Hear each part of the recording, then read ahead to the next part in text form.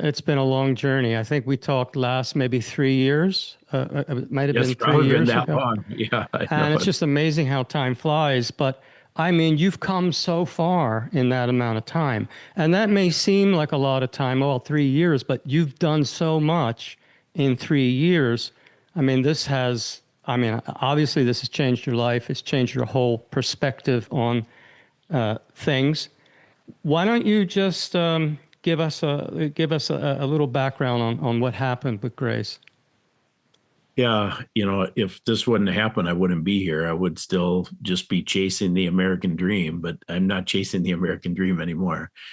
Grace was my best buddy. Grace was 19 years old. She had Down syndrome. She was a gift from God, Mark. Yeah, and she lost her life. She gave her life, is the way I look at it, so that other people's lives could be saved. And she did that on October 13th of 2021. We checked her into a hospital, which we should have never done. But I mean, we did this because of the fear propaganda relative to what we're going to call COVID. Um, whatever COVID was. So we checked her in the hospital with low oxygen. She just had a cold. If we would have never taken her to the hospital, she'd be alive today. But we checked her in, and ultimately they euthanized Grace with a combination of Precedex, lorazepam, and morphine in a 26-minute window. And when it came time to revive Grace after they gave her those meds, the medical staff refused because the doctor earlier in the same day had put an illegal do not resuscitate order on Grace's chart. So, of course, those are part of the claims in the lawsuit.